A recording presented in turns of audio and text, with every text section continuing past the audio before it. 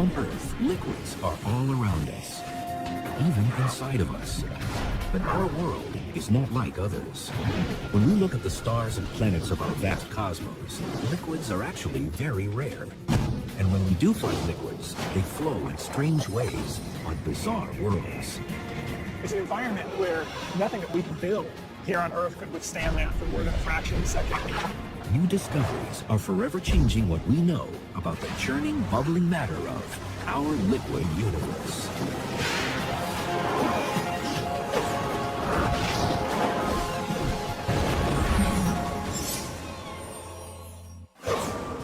Liquids cover nearly 75% of the Earth's surface.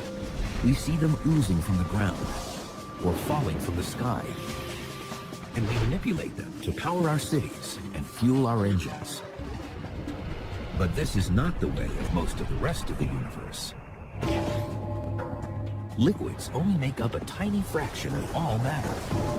Most of the universe consists of gas.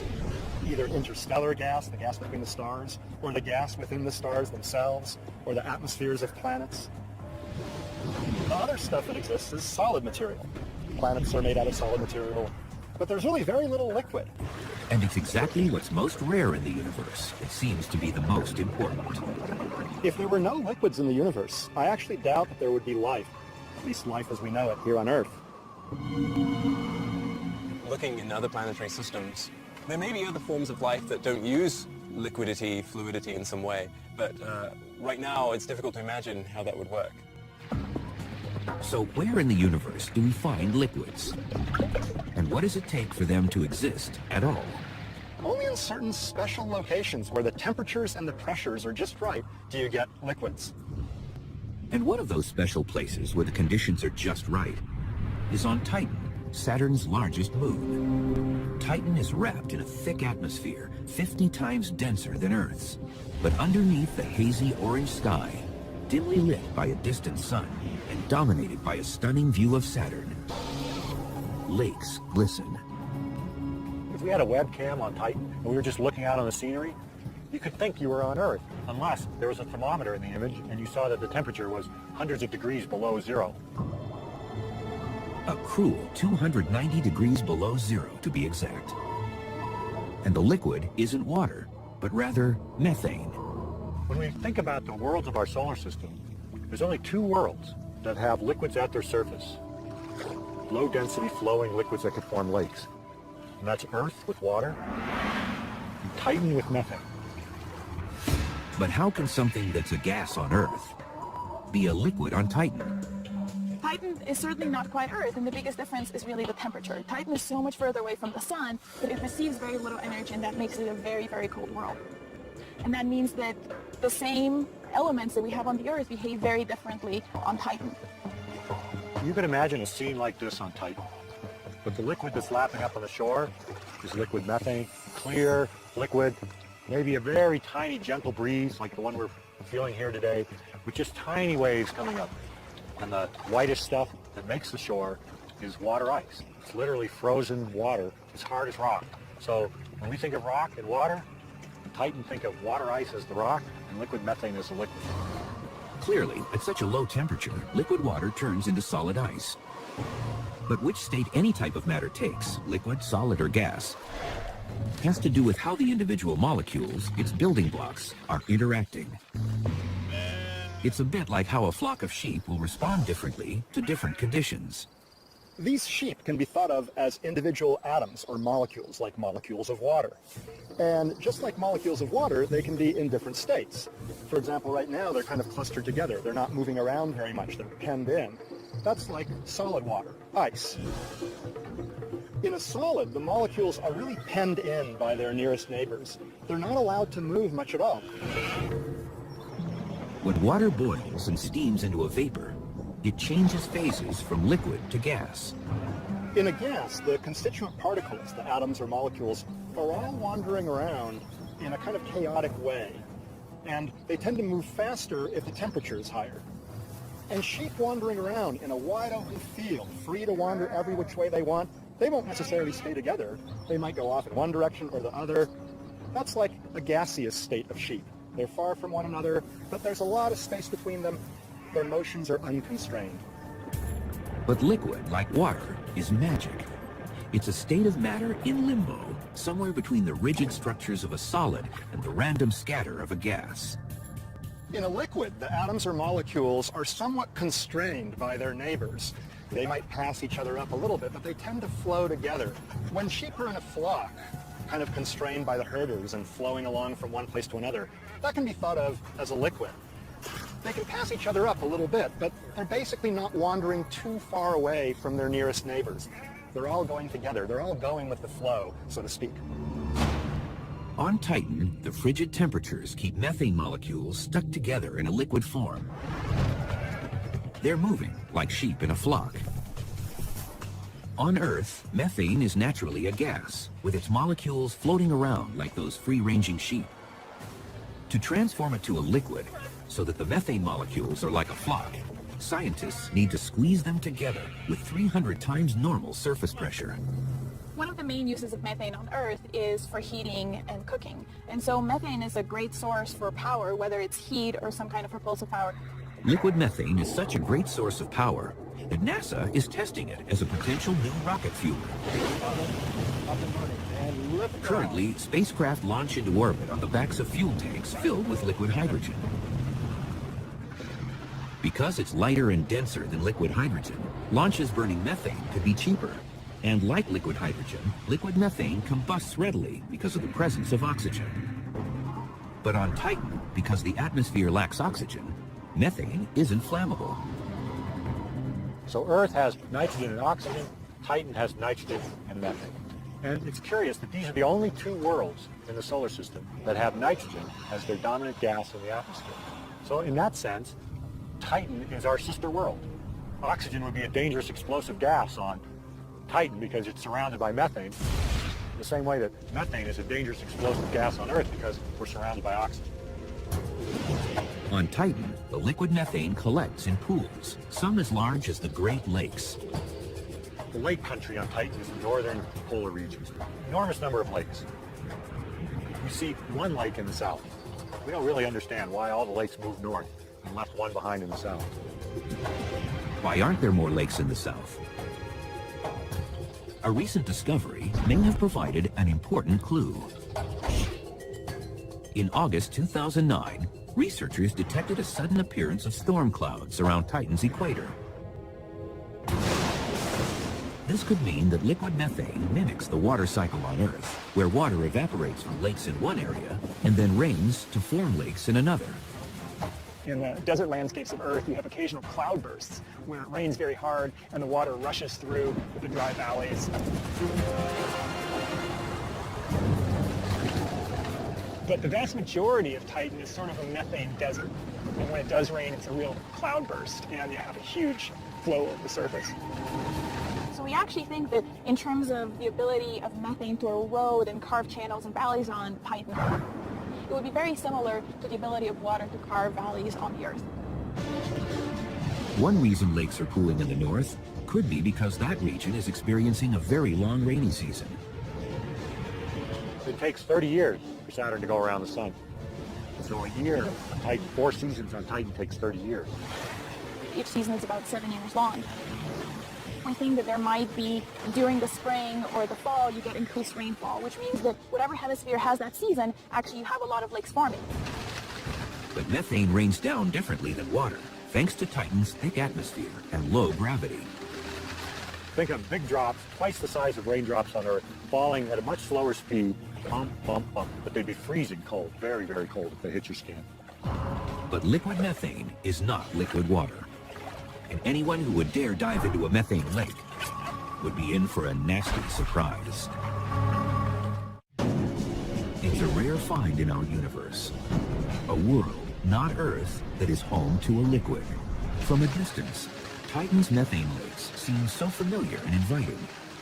But this is truly an alien place. First, the temperature of Titan's lakes is hundreds of degrees below zero. And assuming you could survive the cold, swimming in a methane lake would be a shocking experience. For a totally unexpected reason. The density of liquid methane is much less than water. So you would be heavy in that, you would sink. I weigh 200 pounds. In water, my effective weight is very close to 0. In liquid methane, my effective weight would be 80 pounds. So imagine trying to tread water in a lake or a swimming pool with an 80-pound weight belt tied to you. That's going to be hard. That's what it'd be like trying to swim in a lake in Titan. Methane is so clear, divers might feel as though they were looking through liquid air. That's not the case in most water lakes. But water's opacity isn't just due to pollution. It's also the result of a natural characteristic of water, which turns out to be vital for life on Earth. This picture is water. We're familiar with the properties of water. Here we have a liquid that looks like water, but it's not. This is a hydrocarbon. This is analogous to the liquid methane on Titan. They look the same, but they have very different chemical properties. To show the difference between these two liquids, I'm going to take some crackers, kind of things that we eat, starch, sugars, salt, and I'm going to put it in the liquids. So now we've got crackers in the water. I'm going to take a set of crackers, the same number of crackers, and I'm going to put them in our liquid hydrocarbon. Because water dissolves things so well, it's considered a powerful solvent. Methane, on the other hand, can't dissolve other materials as effectively. Look at these crackers coming out. This cracker is still as crisp as when we put it in. This is not a very good solvent. Water's dissolving power comes from its molecular structure. A water molecule is H2O, which means 2 hydrogens on an oxygen. And you just think about the shape of the molecule. You've got your oxygen and 2 little hydrogens on one end. This structure means that one end of the water molecule has a positive charge and the other has a negative charge. So the little water molecules are like little magnets going around, stirring things up, repelling some things, attracting other things. By contrast, methane is a weak solvent. Methane is a carbon with 4 hydrogens on all sides. It's even, it has no polarity. It won't break up other molecules. Since water dissolves when it contacts, it can turn itself into a rich and sometimes murky soup. So here in water, organisms that have evolved to live in a rich soup like that, they're going to be small and compact. And that's what we see on Earth. Microorganisms are small and compact. They can get their nutrients from the water. But methane could be an appealing liquid for a different kind of life form. Imagine an organism on Titan looking at Earth and seeing the liquid water. Would just be appalled that anything would want to live in such a reactive, hot, aggressive liquid. And it would think, geez, that can't be life on Earth. The liquid there is much too difficult to manage. Any alien visitors might immediately be drawn to Titan or Earth because liquids flow right on the surface. Over 300 million trillion gallons of water slosh around on Earth alone. But that might not impress interstellar travelers very much, because none of Earth's 7 seas are the biggest or deepest oceans, even in our solar system. Jupiter, the 5th planet from the Sun, conceals an immense and bizarre liquid sea beneath its mysterious clouds. Reaching this liquid would require a spacecraft far beyond the limits of modern technology. It would have to somehow withstand incredible pressures and, more importantly, be able to stand up under temperatures that are much hotter than the surface of the sun. At 1,400 times the volume of Earth, this giant planet is mostly made up of hydrogen and helium gas. But miles and miles beneath those clouds, there's a point where the weight of that atmosphere gets so intense, gas turns into liquid. Lots and lots of liquid. The journey to the liquid begins at the outer edge of Jupiter's atmosphere, where the air pressure is close to what we experience on Earth's surface. Diving into Jupiter would be an amazing experience. First, you'd go through all these upper cloud layers where there's ammonia, methane, and other compounds. They're really colorful and swirly, lots of storms. The explosion of color indicates a strange brew of chemicals mixed in the hydrogen and helium. Because there's a lot of different sulfur compounds in the atmosphere of Jupiter. So as you fall down through the upper layers of Jupiter, you would have the smell of rotten eggs. So a trip to Jupiter starts off in an unpleasant way. Just like passengers on a commercial jet descending from high altitudes, passengers on a spacecraft descending into Jupiter's atmosphere would feel pressure on their ears. If you go deeper into the interior of a planet, the densities become higher, the pressures become higher, the gas is more compressed. That's similar to what we have here on Earth. Way up in our atmosphere, the densities and pressures are low. As you go farther down, they increase. After descending for 13,000 miles, it's dark because sunlight can't penetrate through so much matter. At last, the darkness lifts. Light streaming from Jupiter's ocean lies just below.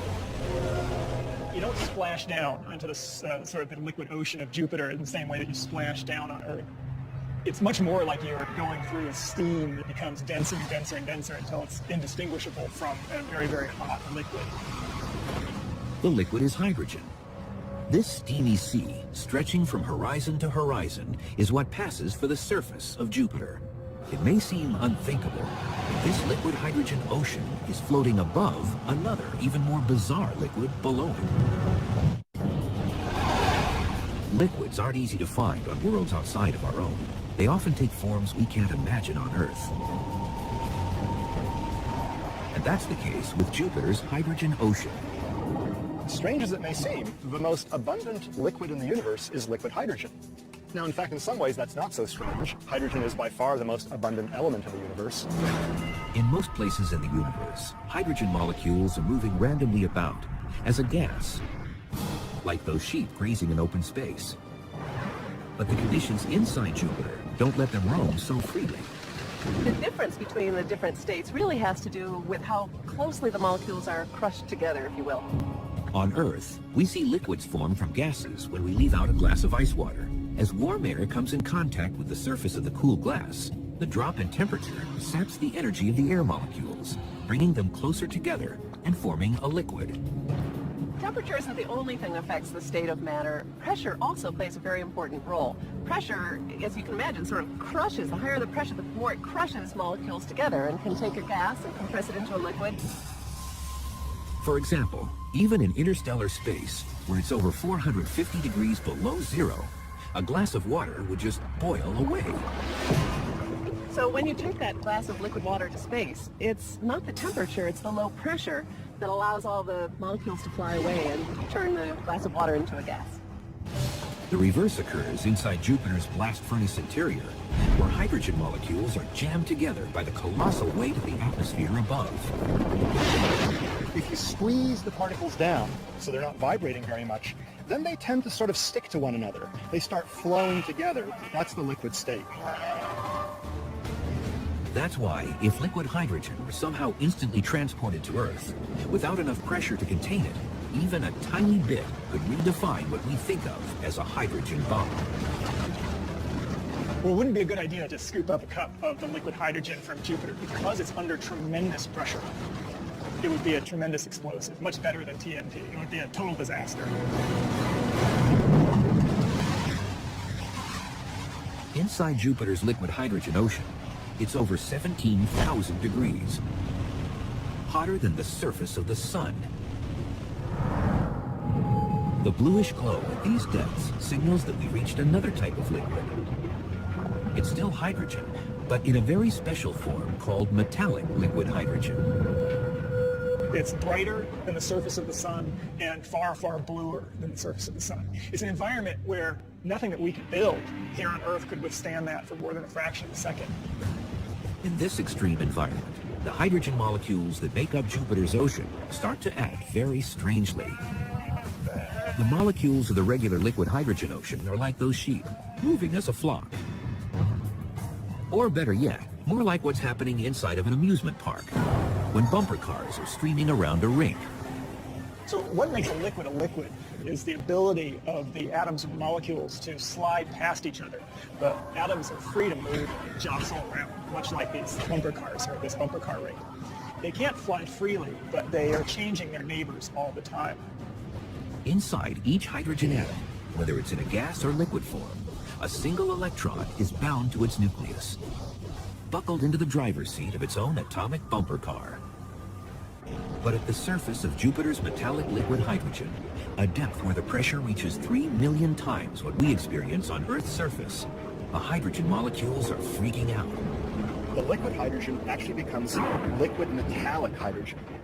Now what I mean by that is that the liquid hydrogen starts conducting electricity and heat really well. Inside Jupiter's metallic liquid hydrogen, electrons are jumping from molecule to molecule, splitting away from their own nucleus and finding another home. They're carrying electric charges efficiently from one place to another. And the transport of electric charges, that's the current. That's what allows current to flow. And you sure wouldn't want to be there if someone were to discharge a big bolt of lightning or something like that, because that electricity would travel easily through the liquid metallic hydrogen, zapping you, completely frying you. The closest thing to metallic liquid hydrogen on Earth is liquid steel.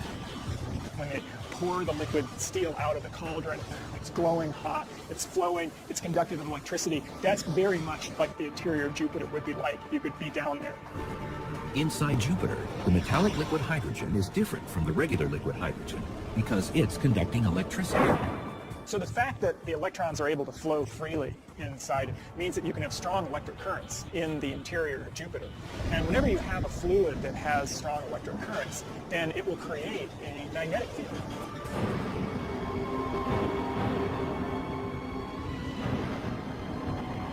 For over 4 million miles of space in each direction, Jupiter's magnetic field scoops up and deflects charged particles that naturally course through our solar system. But the largest and most powerful magnetic fields in the universe shoot out from curious stellar corpses known as neutron stars. These magnetic fields may also be generated by liquid. However, the interior of a dead star seems like the last place you'd expect to find anything flowing. A neutron star is like a big hunk of neutron material, just packed as tight as it can be. We call that matter degenerate because it can't get packed any tighter. Most materials, you push on them, they get denser. You push on them harder, they get denser. Not a degenerate material. You push on it, it's not going anywhere. Neutron stars are roughly a dozen miles in diameter, about the size of a large city. Neutron stars are so massive, and mass is compressed into such a tiny region that it basically has started to warp space itself. Visiting its surface is impossible. Anything that you could build out of ordinary material will be immediately flattened and crushed on the surface of a neutron star. Neutron stars, the gravity is so high that even the highest mountain range on a neutron star is just measured in literally millimeters. Could liquid possibly exist inside this hostile environment? Surprisingly, the answer may be yes. Some scientists believe that neutron stars are not solid to the core. In fact, their interiors may be moving so freely they could be filled with something called superfluids, liquids with no thickness or viscosity. Viscosity is a measure of how resistant a fluid is to flowing. So a low viscosity material like water flows very easily. I mean, you can see how quickly it falls into this bowl. But honey, on the other hand, is very viscous, and it flows more slowly. The thicker a fluid is, or the more viscous, the less it flows, the less things can move around in it. A superfluid has zero viscosity, a liquid so thin it never stops flowing. So in the bizarre fluid inside a neutron star, it has what we call a superfluid property. And so what that means is that if you start up some sort of current, you're able to start up a vortex inside a neutron star, then it will just keep going and going and going, and it won't die out. There's no viscosity that causes these currents to dissolve away. Some neutron stars spin like tops, rotating several times every second. And just like the metallic liquid hydrogen works for Jupiter, a superfluid interior sloshing energetic particles around spawns a massive magnetic field, except that a neutron star's magnetic field is millions of times more powerful. Our planet has its own liquid churning deep inside. Although no one has ever seen it, life on Earth wouldn't exist without it. Life as we know it wouldn't exist without liquids. On Earth, you might think it's water that's most critical, but there's another earthly liquid that's just as vital. 1,800 miles below the Earth's surface, where it's a scalding 7,000 degrees, a sea of liquid iron over 1,000 miles deep engulfs the solid inner core of our planet. But how can scientists be sure what's inside the Earth? That's exactly what Gina S. from Danbury, Connecticut wanted to ask the universe when she texted us. How do we know the Earth has an iron core if we've never seen it? Thanks for the question, Gina. It turns out that scientists can often infer things indirectly, even if they can't see them directly. For example, we know that the Earth has a liquid iron outer core and a solid iron inner core because Earth has a big magnetic field. And motions in this electrically conducting liquid iron core are what produce the magnetic field. Without a magnetic field, life on Earth's surface would suffer. If it didn't exist, then all these charged particles coming from the sun and from outer space would go zipping through our atmosphere and interact with living cells, causing lots more cancerous mutations. Unlike at the core, the conditions at the Earth's surface freeze iron into a solid so strong we turn to it when we need to construct tall office towers or long bridges. But in distant corners of the galaxy, there are worlds so naturally hot and dense that iron is nothing more than a steamy drizzle. They're out there, mostly overlooked and misunderstood. Too big to be planets and too small to be stars. They're known as brown dwarfs. These objects are like supersized versions of Jupiter, gas giants, except up to 75 times more massive. Brown dwarfs, in a sense, are failed stars. They didn't have enough mass ever to produce sufficiently high temperatures and pressures in their interior to ignite normal hydrogen and burn it for a long time. But these objects are still very hot, and despite their names, not brown. If you were right there, it would be glowing sort of a cherry orange red. A lot of heat coming off, so you would get burned in the vicinity of a brown dwarf. These objects are so hot that brown dwarf clouds aren't made of water vapor, like on Earth, but rather gaseous iron vapor. In the interior of the brown dwarf, where the pressures are sufficiently high, the gaseous iron can condense into a liquid and can actually rain down as liquid droplets of iron. That is really cool. That's right, it rains iron on brown dwarfs. Fortunately, we don't have iron rain here on Earth, but if we were to have it, it wouldn't be very pleasant at all. There'd be these hot blobs of iron hitting your head and your cheeks and your arms and burning them, scalding them, and plus being pretty heavy. You know, if you get hit by a rapidly moving droplet of iron, that wouldn't feel very good. Liquid iron never falls on Earth, but it might be happening right now, all across the universe. Our galaxy is really teeming with brown dwarfs. There's tens of billions of brown dwarfs in our galaxy, almost as many as there are actual stars. But our galaxy is also flooded with smaller worlds, rockier and cooler, more like Earth. One of the most amazing things that happened recently that we found the first planet that could potentially have water on its surface. The planet is in a solar system orbiting a star named Gliese 581, about 20 light years from Earth. The fourth planet out, Gliese 581d, circles so close to its star that one of its years lasts just 66 days. But that's a good thing if we want to find a planet with water on its surface, because Gliese 581 is smaller and cooler than our Sun. Estimates have revealed Gliese 581d to be 10 times more massive than Earth, with a diameter that is twice as wide. Some scientists think that what makes up that extra mass could be mostly gas.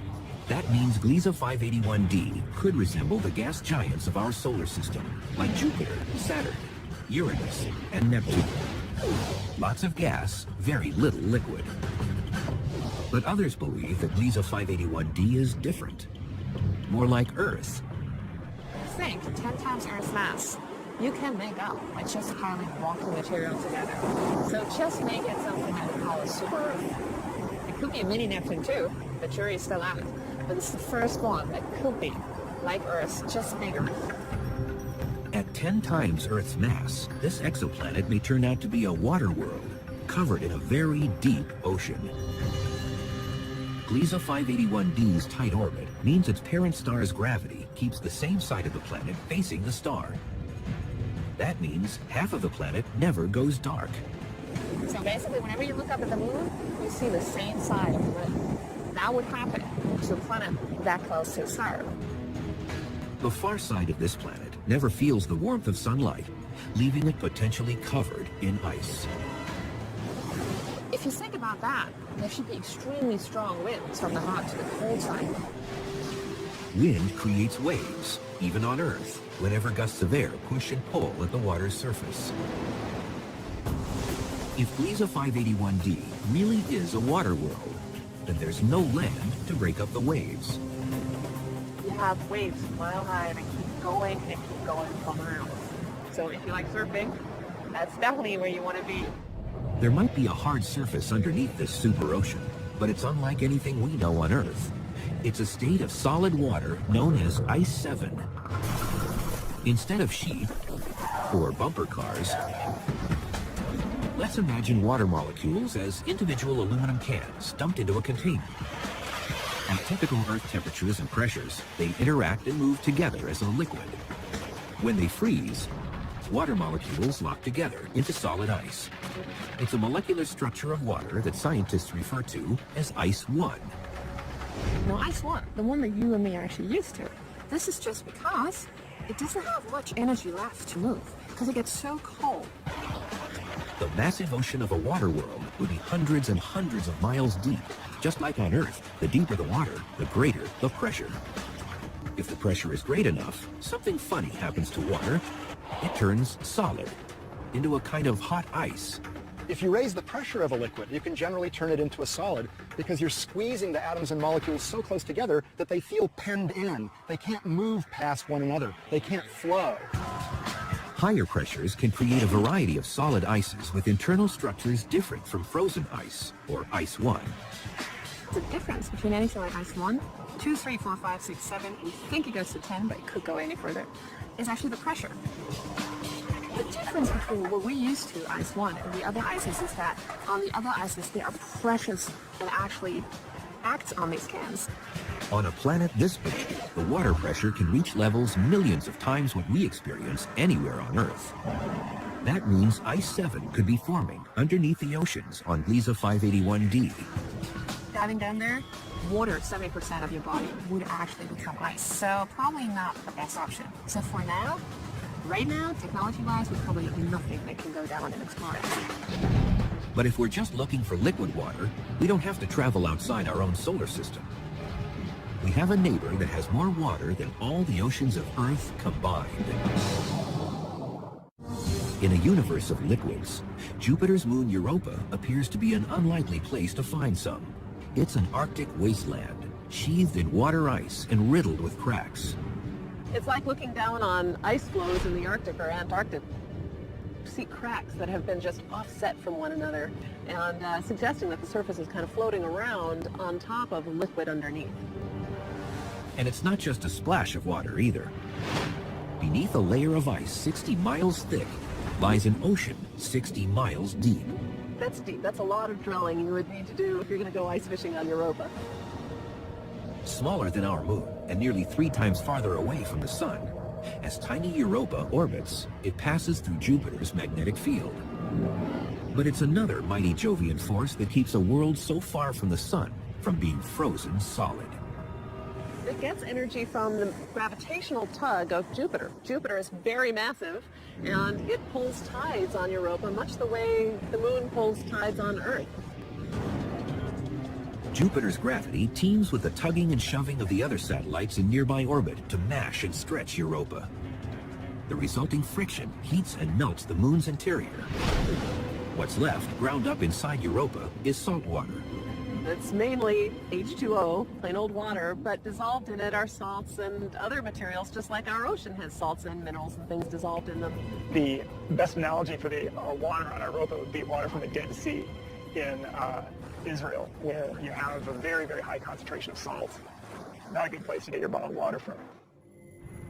Liquids can turn up in the most unexpected places, and none may be more surprising than a recently discovered liquid nearly as old as time itself. 14 billion years ago, the universe began as an infinitesimally small point when it erupted in a cosmic explosion known as the Big Bang. It rushed outward, expanding and expanding, exotic particles and gases cooling and coalescing into stars, then solar systems and galaxies. But let's rewind the clock to a time just after the Big Bang, before protons and electrons combined to form the first atoms. Everything was running into each other and smashing into each other. So that what was going on was that there wasn't enough freedom for the particles to sort of settle down and clump into the things that we're familiar with now. The early universe was like a featureless desert, burning at a temperature of 1,000,000 billion degrees. A random collection of particles known as quarks and gluons. Quarks and gluons are the fundamental constituents of the nuclei that make up our atoms. Actually, in the first 10 millionth of a second of the lifetime of the universe, there was a phase of the universe where it was all quarks and gluons. New simulations of the conditions of the early universe have revealed that the individual quarks and gluons were not flying about randomly as a gas, as would be expected in those conditions.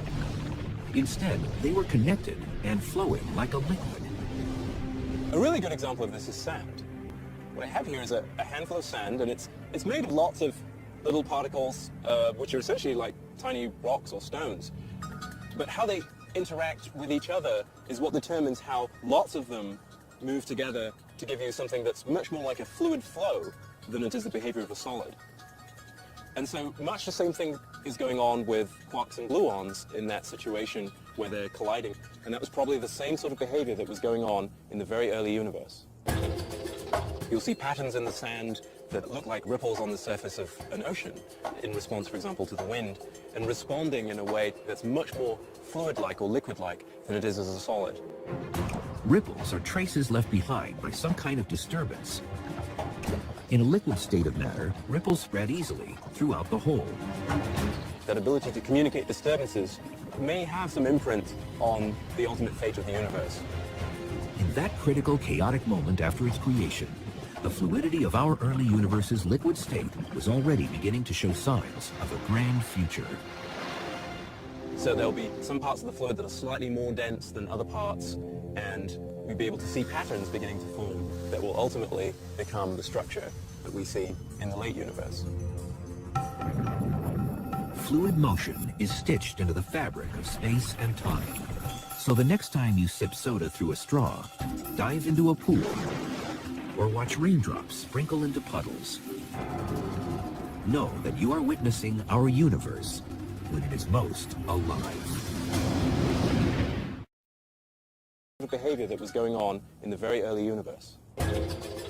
You'll see patterns in the sand that look like ripples on the surface of an ocean in response, for example, to the wind, and responding in a way that's much more fluid-like or liquid-like than it is as a solid. Ripples are traces left behind by some kind of disturbance. In a liquid state of matter, ripples spread easily throughout the whole. That ability to communicate disturbances may have some imprint on the ultimate fate of the universe. In that critical, chaotic moment after its creation, the fluidity of our early universe's liquid state was already beginning to show signs of a grand future. So there'll be some parts of the fluid that are slightly more dense than other parts, and we'll be able to see patterns beginning to form that will ultimately become the structure that we see in the late universe. Fluid motion is stitched into the fabric of space and time. So the next time you sip soda through a straw, dive into a pool, or watch raindrops sprinkle into puddles, know that you are witnessing our universe when it is most alive.